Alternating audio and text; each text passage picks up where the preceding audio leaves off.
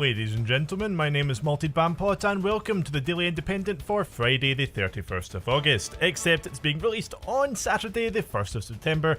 Technical difficulties prevented the video coming out yesterday, but we are here and a bit late, but nevertheless we are here.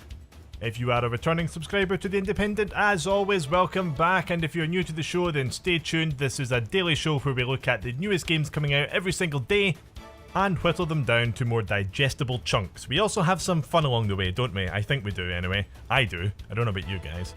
So for a Friday, it's a decent day. Nothing too busy, but nothing too quiet either. We have a good mix of genres. We have an RPG, we have an action RPG, we've got a couple of shoot 'em ups, two different ones, and they both look pretty good.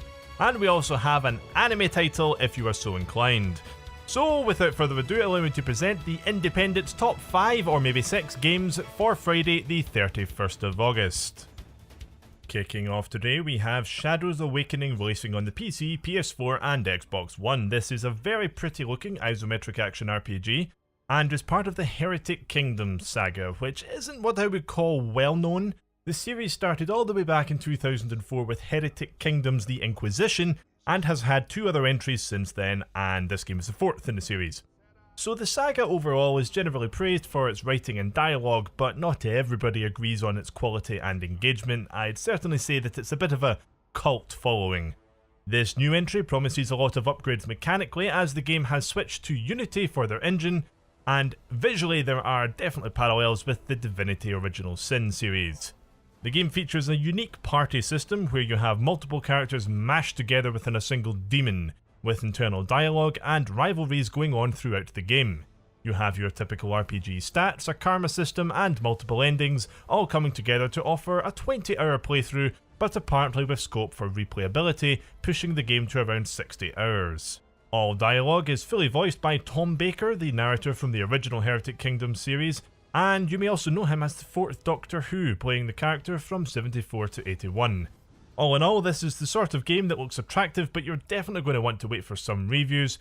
ARPGs and hack and slashers like this can easily descend into repetitive territory quickly, and may be marred by an overabundance of dialogue, depending on your playstyle.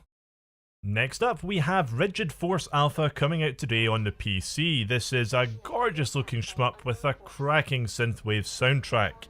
As with many of the best indie titles, this started as a hobbyist project back in 2011 and has since then developed into a fully fledged shooter.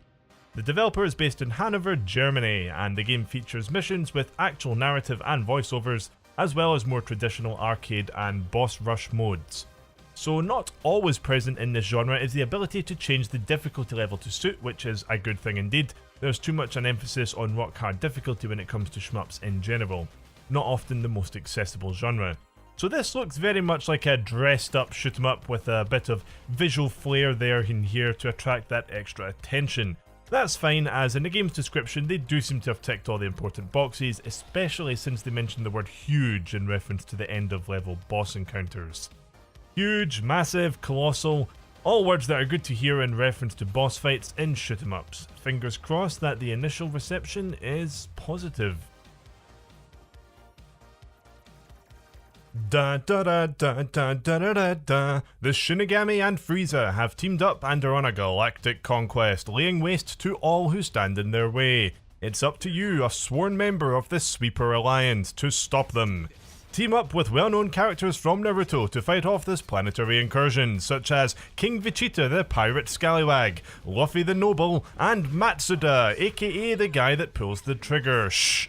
On your journey, watch yourself transform from being a simple 15-year-old strawberry to becoming literally every single thing on Earth. Hollow, Quincy, Shinigami, but not really the lot. And you thought Skyrim was bad. Take part in minigames such as the Sasuke-kun Lampoon and 200 episodes of Filler in Manila. Released today on PC, PS4 and Xbox One for your animalistic pleasure. Next up today we have VRITRA Complete Edition releasing on PC. So compared to the other shmup of the day, VRITRA looks about as arcadey as they come.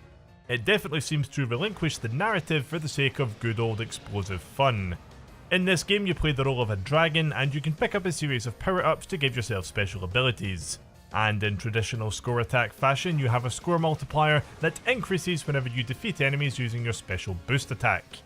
Originally this was an iOS and Android game released back in 2015, and this new version includes 2 extra levels, there are 5 in total, and extra power-ups exclusive to the PC version.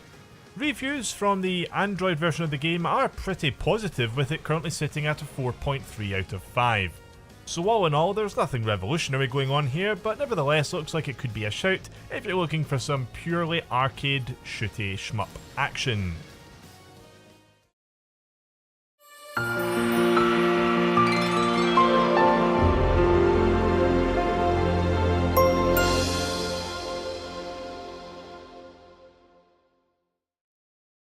Ladies and gentlemen, I am Squid Gamma, and as always I'm here today to present the objective fact. Over the past few days it has been repeatedly brought to my objective attention the impending release of what appears to be yet another crypto-miner infected game on Steam.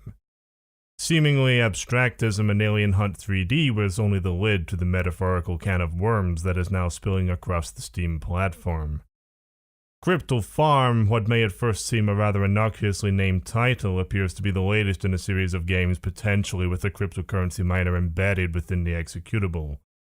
Now, not only does this highlight the continuing and incessant reluctance of Valve to take any part whatsoever in the curation of their own platform, it is also an outright deceptive and malicious act on the part of the developer.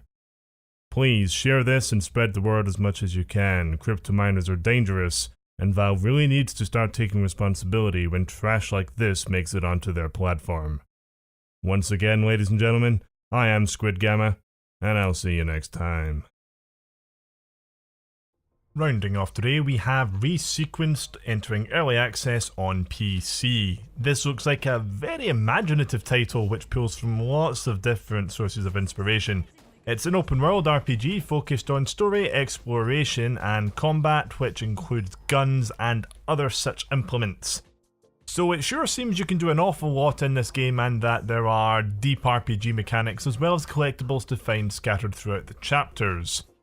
Somewhat impressive for a title just entering early access, the game is playable from start to finish and should take you between 6 to 10 hours, with the game designed to be easily expanded with DLC in the future. My first impression of this title is that the UI needs quite a bit of work and that the combat looks a bit rough, but it does seem at this stage that the dev has focused mostly on getting the narrative and chapters into the game first. So for sure this early access period does seem to be about improving those features of the game such as combat, so hopefully this will scrub up well over time. I'm a little bit concerned about whether they're maybe trying to do too much. It does seem very extensive, but that's something that we will find out over the course of time. The game is planned to be released next year on consoles, so if you want to get in ahead of time, then there looks like there's a decent amount of content to be had. How enjoyable it is though, well, you might want to wait for some feedback if you're not willing to take that risk. Okay ladies and gentlemen, my name is Malted Bampot and this has been your Daily Independent for Friday the 31st of August. If you enjoyed this episode, please subscribe to the channel and I will be back again on Monday. We've got an interesting week coming up, lots of cool stuff going. And in the meantime, I hope you have a good weekend. Live well, game well. Ladies and gentlemen, I've been Malted Bampot, that's Malted with an M and Bampot with a B. Thanks very much for listening, and I'll catch you again on Monday.